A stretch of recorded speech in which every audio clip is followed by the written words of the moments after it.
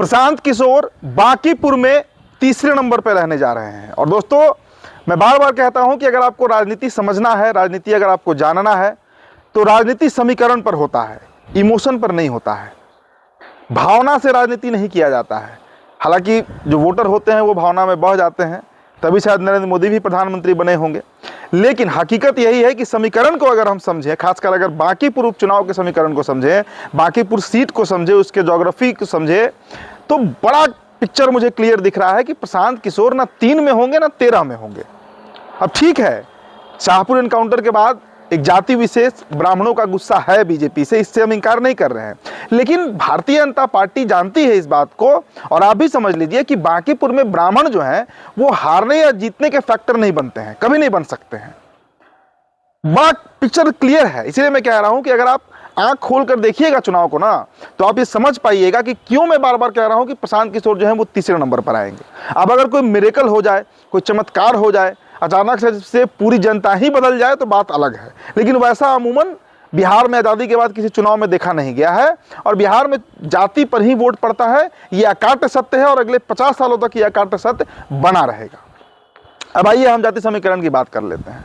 सवर्ण की पहले 4 जातियों को आप समझिए। सबसे बड़े मतदाता वर्ग कौन है? कायस्थ है। कितनी संख्या है? जो रिकॉर्ड पे है वो आपको हम बता रहे हैं, 68,000 के आसपास। 1000-2000 वोट ऊपर नीचे हो सकता है, लेकिन 65+ वोट जो है, 65,000 से अधिक सिर्फ कायस्थ मतदाता है। सिर्फ कायस्थ मतदाता है जो एक तरफा बीजेपी को वोट करेंगे, क्योंकि वैसे भी भारतीय जनता पार्टी की तरफ से बिहार में एक भी कायस्थ विधायक है नहीं। अभिषेक बंटी के रूप में एक नेतृत्व दिख रहा है, और कायस्थ समाज अब इसे लेकर इतना जागृत हुआ है कि वो अब कम से कम इस एजेंडा पर नहीं जाएगा कि जनसुराज आ रहा है और बदलाव करना है और राम मंदिर मुद्दा है, ये उस पर नहीं जाने वाला है। उन्हें एक अपना विधायक चाहिए जो मंत्री बने, इसलिए अभिषेक बंटी सबको स्वीकार है। चलिए, ये एक तरफा 65,000+ वोटों की मैं बात कर रहा हूं। पिछले बार 40% वोट पोल हुआ था कायस्थों का, 41%। अगर उस समीकरण से भी हम समझे दोस्तों, तो करीब करीब 20,000 के आसपास तो एक मुश्त वोट बीजेपी को मिलेगा। सिर्फ मैं कायस्थों की भी बात कर रहा हूं। अब आइए अन्य सवर्णों पर। 28 से 29,000 के आसपास राजपूत वोट है, 20 से 21,000 के आसपास ब्राह्मण वोट है, और अगर कुल सवर्णों की हम बात करें तो करीब करीब 70 से 71,000 के आसपास वोट जो है वो सवर्णों का है, जिसमें राजपूत भी है, ब्राह्मण भी है और भूमिहार भी है। ये एकदम कैलकुलेटेड डेटा है, एकदम कैलकुलेटेड डेटा मैं आपको बता रहा हूं। तो अगर 71,000 का 50% मत भी मान लीजिए, तो 35,000 वोट उसका एक मुश्त किसको जाएगा? जनसुराज को लाएगा। मैं आधा की बात कर रहा हूं, लेकिन बचा हुआ आधा जो है वो तो बीजेपी को जाएगा। ऐसा नहीं होने जा रहा है कि 100 के 100% भूमिहार और ब्राह्मण जो है वो जनसुराज को वोट कर दे, ये होता ही नहीं है। 5 से 10% ब्राह्मण भूमिहार का वोट आरजेडी को भी जाएगा, जो हर चुनाव में जाता है, तो वो डिस्बर्स वोट है। चलिए, ये समीकरण आपको समझ में आ गया। अब प्रशांत किशोर जिस रफ्तार से लगातार सम्राट चौधरी के खिलाफ अपशब्द का प्रयोग कर रहे हैं, लगातार कह रहे हैं गद्दी से उतार फेंकेंगे, ये करेंगे, 7वीं फेल तो इतना केस तो ये क्रिमिनल, इन शब्दों का प्रयोग प्रशांत किशोर बार बार करते हुए आपको दिखते होंगे। ये मेरे शब्द नहीं है। बांकीपुर में 60,000 के आसपास कुशवाहा, कुर्मी और धानु का वोट है। ये 3 जातियों की मैं बात कर रहा हूं, और इनका वोट 50 से 55% पोल होता है।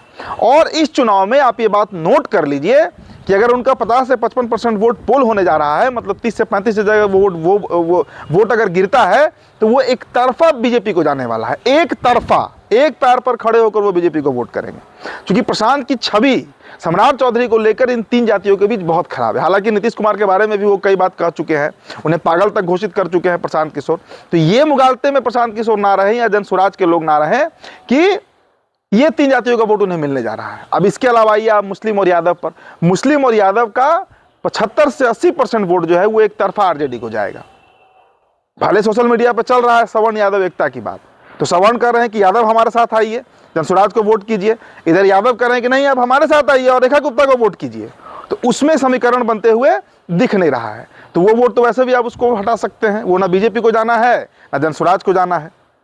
कहार वोटर की अच्छी खासी संख्या है बांकीपुर में, कहारों की करीब 35,000 के आसपास से, वो एक तरफा बीजेपी को जाता है। पिछले चुनाव में भी उठाकर आप डेटा देख लीजिए। तो प्रशांत किशोर के जीत का दावा जो लोग कर रहे हैं वो किस समीकरण पे कर रहे हैं? इसीलिए मैंने कहा वीडियो की शुरुआत में कि राजनीति अगर आपको समझना है तो इमोशन में पहले मत आइए, समीकरण आप देखिए ना कि क्या समीकरण बन रहा है। अगर 100% भी ब्राह्मण और भूमिहार वोट कर दे प्रशांत किशोर को, तब भी आंकड़ा 45,000 से अधिक नहीं जाएगा। वो संभव नहीं है। पहले तो 100% पोल नहीं होगा, पोल ही 50% होगा, और उसमें भी वोट डिस्पर्स होगा। इसीलिए मैं कहता हूं कि 20 से 22,000 वोट के अंदर प्रशांत किशोर सिमट जाएंगे। ये मेरा अपना विश्लेषण है, मेरा अपना आकलन है।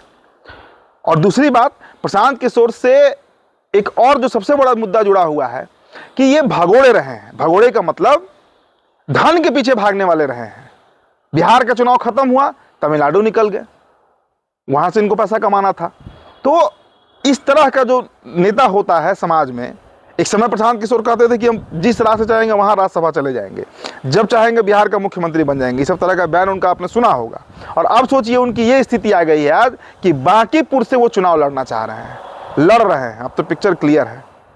इसीलिए मैंने अपने सोशल मीडिया पर भी लिखा था इस बात को कि अगर आप समीकरण साधने पर निकलिएगा ना, तो किसी समीकरण में रेखा गुप्ता मुझे सेकंड नंबर पर दिख रही है, बीजेपी पहले नंबर पर दिख रही है, और जनसुराज मुझे तीसरे नंबर पर दिख रहा है। जमानत जब्त होने से बस बच जाए प्रशांत किशोर, तो एक सम्मानजनक उनका विदाई बांकीपुर से किया जाएगा। इतना आसान रण नहीं है। बीजेपी, आप एक बात और नोटिस कीजिए, बीजेपी अभी कोई एक्शन आपको दिख रहा है क्या? बीजेपी कुछ कर रही है? बीजेपी का ना प्रचार प्रसार दिख रहा है। सिर्फ रविशंकर बाबू हैं, रविशंकर प्रसाद जो पटना साहिब के सांसद हैं, कहीं कहीं छोटा छोटा जनसभा कर रहे हैं।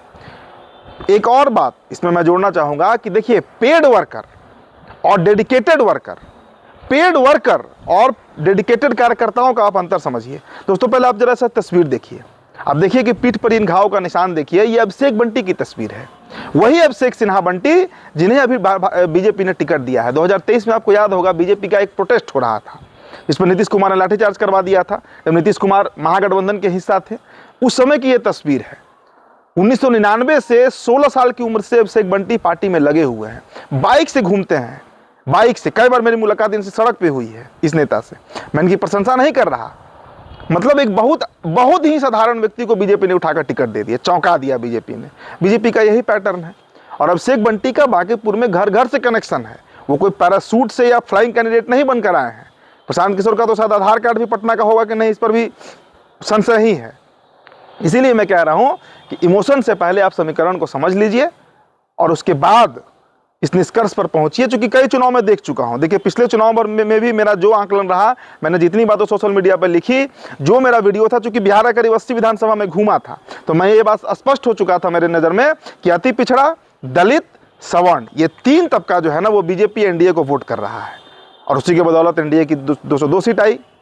तो इस बार का भी समीकरण आप एकदम क्रिस्टल क्लियर रखिए कि कहीं कोई बट का चांस नहीं है। जितना अधिक सम्राट चौधरी को गाली देंगे प्रशांत किशोर, उतने अधिक मजबूत होती जाएगी भारतीय जनता पार्टी, उतनी अधिक मजबूत होती जाएगी, क्योंकि एक पिछड़ा समाज के नेता को वो गाली दे रहे हैं।